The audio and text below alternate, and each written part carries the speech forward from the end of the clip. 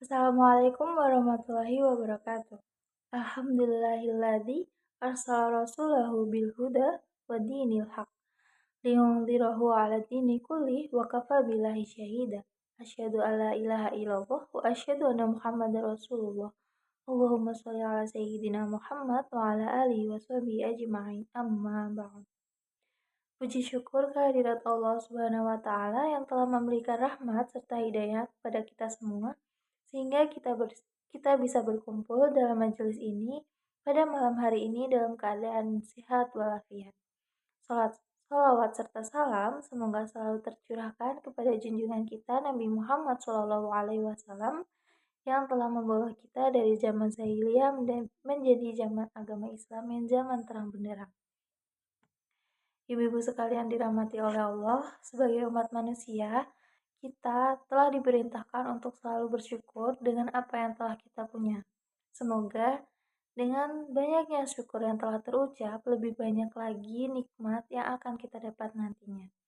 Dari sahabat An-Nu'man bin Bashir radhiyallahu anhu, Nabi Muhammad SAW pernah bersabda, "Man lam yashkuril qalila, lam yashkuril katsira." Yang artinya, barang siapa yang tidak bersyukur dengan yang sedikit, maka ia tidak akan mampu mensyukuri sesuatu yang banyak. Allah Ta'ala juga pernah berfirman dalam firman-Nya di surah Ibrahim ayat 7, La in syakartum la azidannakum. Jika kalian bersyukur, maka aku sungguh akan menambah nikmat bagi kalian semua. Ibu-ibu sekalian yang dirahmati oleh Allah, hari ini kita akan membahas perihal riba. Sebelum kita masuk ke dalam bahasan kita, saya akan memberikan atau menjelaskan kondisi-kondisi yang terjadi zaman sekarang. Jadi media sosial zaman sekarang ini sudah semakin meluas. Semua kalangan usia, semua strata sosial, atau semua orang bisa mengakses media sosial. Dan zaman sekarang yang semakin digencar-gencarkan oleh media sosial adalah perihal kemewahan. Membeli kulkas keluaran terbaru, edisi terbaru, kulkas yang bisa diketuk dan dibagikan ke media sosial. Membeli mobil edisi terbaru, baju branded edisi terbaru, sepatu limit edition, seperti itu menunjukkan bahwa kemewahan semakin digencar-gencarkan oleh masyarakat. Dan hal-hal itu memicu gaya hidup konsumtif. Dan gaya hidup konsumtif ini tidak baik, Ibu. Karena orang-orang akan rela melakukan apapun untuk bisa memenuhi gaya hidup yang konsumtif ini. Dengan apa?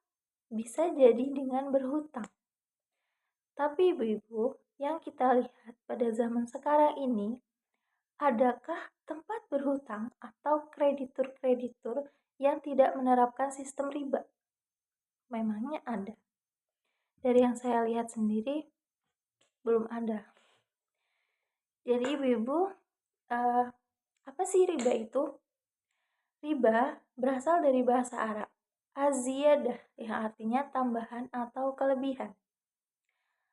Tambahan atau kelebihan yang dimaksud di sini adalah tambahan dalam hal harta atau pokok utama yang dimiliki oleh seseorang.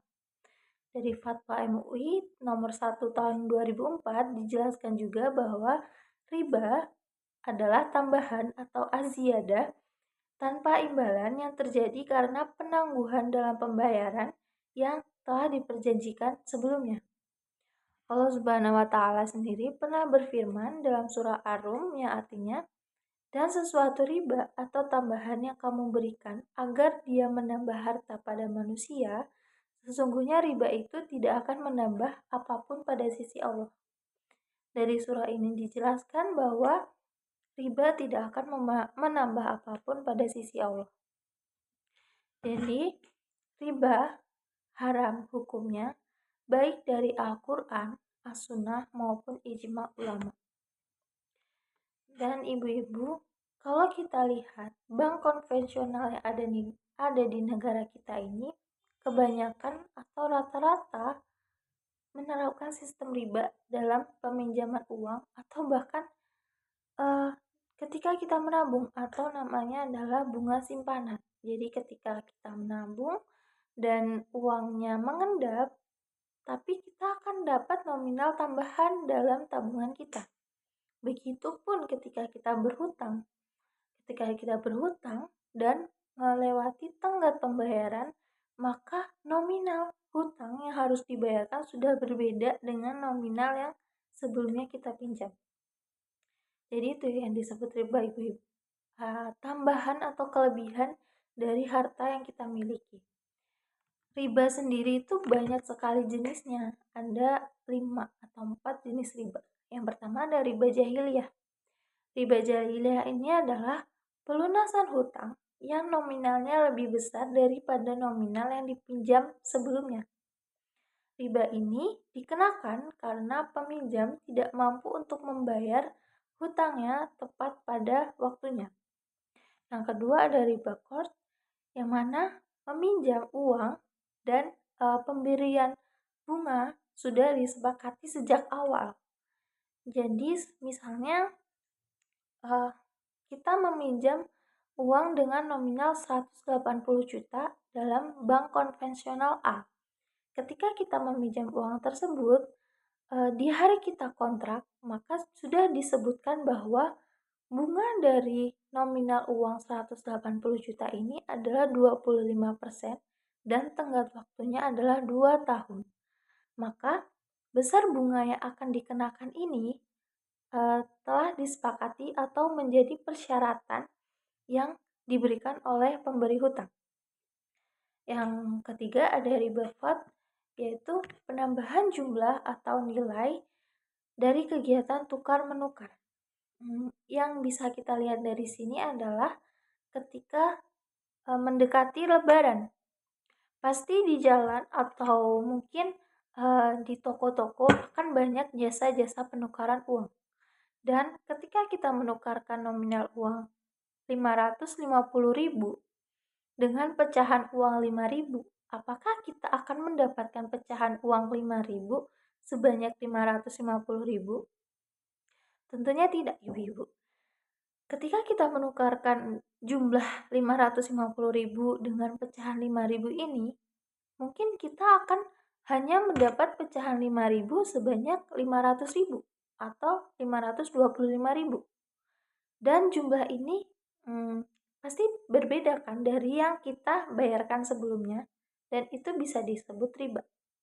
Karena jumlah yang kita terima tidak sama dengan jumlah yang kita bayarkan sebelumnya. Kita ada riba nasiah, yaitu kelebihan yang diperoleh lewat transaksi jual beli.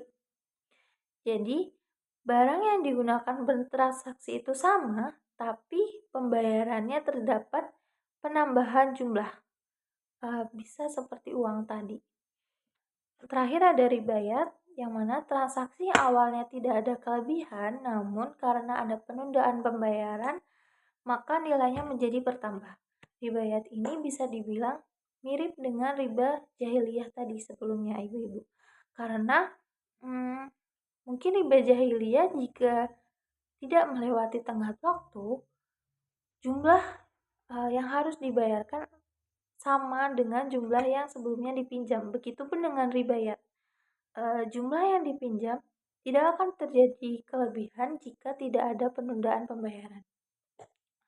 Jadi ibu-ibu, di masyarakat sekarang ini dengan gaya hidup yang konsumtif, kita akan lebih mudah terjerat ke dalam praktek riba tanpa sadar. Melakukan apa saja untuk bisa memenuhi gaya hidupnya, memenuhi keinginan dan bukannya memenuhi kebutuhan. Jadi, bagaimana sih biar kita tidak terjerat ke dalam praktek riba? Yang pertama adalah jangan mudah tergiur dengan apa yang kita lihat di internet atau media sosial. Jangan mudah dikit-dikit mau untuk membeli sesuatu, karena takutnya hal itu akan berkepanjangan terus-menerus, terjadi terus-menerus. Yang mana ketika kita tidak ada uang, tapi kita menginginkan sesuatu, maka kita akan melakukan apa saja untuk mendapatkannya. Bisa dari berhutang mungkin, atau melakukan pay later. Yang kedua, harus mengerti mengenai konsep riba. Seperti yang telah saya jelaskan tadi, riba artinya adalah tambahan atau kelebihan. Jadi semisal kita berhutang dan ketika melihat ada tambahan dalam pembayarannya atau kelebihan dalam pembayarannya, maka bisa dipastikan bahwa itu adalah hutang. Dan bisa dipastikan bahwa itu adalah riba. Dan yang harus diperhatikan di sini adalah riba harus dihindari. Jadi ketika kita mau berhutang dan menemui hal yang seperti itu, harus dihindari. Yang ketiga adalah tidak mudah untuk berhutang. Jadi ketika kita menginginkan sesuatu hal tapi kita belum memiliki uang, janganlah kita berburu-buru untuk berhutang, tetapi kita lihat dulu apakah barang itu memang kita butuhkan sekarang ataukah mungkin kita bisa membelinya nanti karena memang tidak se-urgent itu, tidak semendadak itu. Karena jika kita melakukan semuanya, bisa saja kita terjerat dalam praktik riba. Yang keempat yang terakhir, kita harus nerimo ing pandum atau bersyukur. Merasa cukup dengan semua yang dipunya, merasa cukup dengan nikmat yang dipunya, maka ketika seseorang merasa bersyukur dan cukup dengan dirinya, cukup dengan apa yang dia punya, dan gaya hidupnya tidak konsumtif dan mengikuti dengan apa yang sudah dipunya, tidak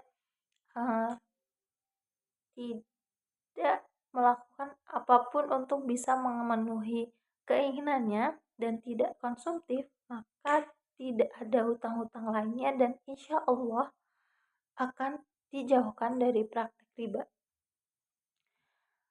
Ibu-ibu sekalian yang telah dirahmati oleh Allah, kesimpulan dari semua yang telah saya jelaskan di atas adalah riba hukumnya haram, baik dari Al-Quran, As-Sunnah, atau ijma ulama. Dan semua yang haram pasti balasannya adalah neraka. Maka hindarilah melakukan praktek riba dengan mungkin bisa ikut majelis-majelis yang juga membahas perihal riba. Jadi kita merasa untuk selalu diingatkan agar tidak melakukan riba. Dan jangan ikut-ikutan bergaya hidup konsumtif dari apa yang kita lihat di internet. Semoga kita semua dijauhkan dari praktik riba dan semua hal yang telah diharamkan oleh Allah Subhanahu wa taala. Demikian dari saya. Semoga ada banyak hal atau mungkin jika ada sedikit juga tidak apa-apa. Jika ada kurangnya saya mohon maaf, jika ada lebihnya maka semoga bisa dipetik dan merubah sesuatu yang buruk menjadi baik. Yang baik sesungguhnya datang dari Allah dan yang buruk datang dari saya pribadi. Wallahil muwafiq ila aqwamit thoriq. Wassalamualaikum warahmatullahi wabarakatuh.